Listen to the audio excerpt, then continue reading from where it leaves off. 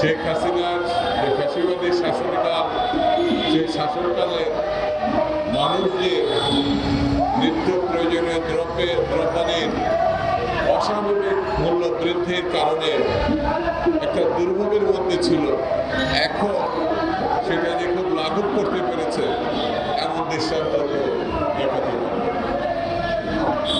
হাসিনার সময় গুম হয়েছে, নিখোঁজ হয়েছে, মামলা হয়েছে। বিএনপির নেতাকর্মী, বিরোধী দলের নেতাকর্মীদের নামে ৬০ লক্ষ মামলা হয়েছে। সেই মামলা এই সরকার প্রত্যাহার করে না। তাহলে হাসিনার সঙ্গে এই সরকারের যে পার্থক্য থাকার কথা, মামলা প্রত্যাহার না করার প্রেক্ষিতে বোঝা যায় যে হাসিনার একটা কাজের স্বীকৃতি এই সরকার পরোক্ষভাবে হলো দিয়ে দিয়েছে।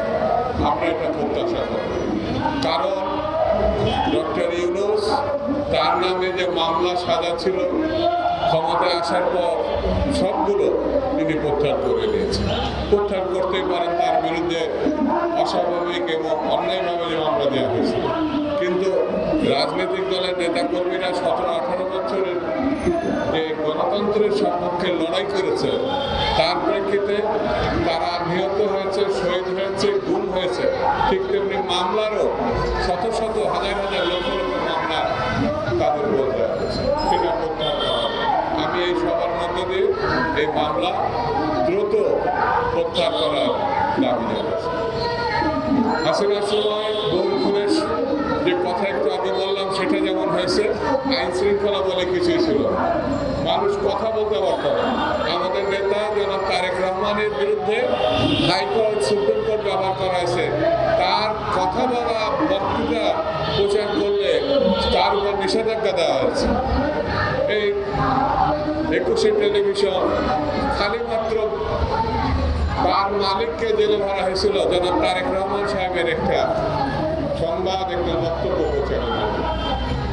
আমি এইরকম মত প্রকাশের উপরে কোর্টকে ব্যবহার করা, সরকারকে ব্যবহার করা, কারণ তারেক রহমান সম্বন্ধে মিথ্যা অপবাদগুলো যে সংবাদ প্রচার করা হয়েছে তা অভাবনীয়, সেগুলো আমি তীব্র নিন্দা জানাচ্ছি। সেই সময় আইন শৃঙ্খলা বলে কিছু ছিল না। এখনো আপনি রাস্তায় বেরোতে মানুষ ভয় পাচ্ছে, বিপদাপন্ন। একটু বেশি নির্জনে গেলে তার উপরে যে হত্যাকাণ্ড, ছিনতাই, গুলি করা হচ্ছে, এটা খুব গত সময়ের সঙ্গে বর্তমান সময়ের পার্থক্য করা যাচ্ছে না।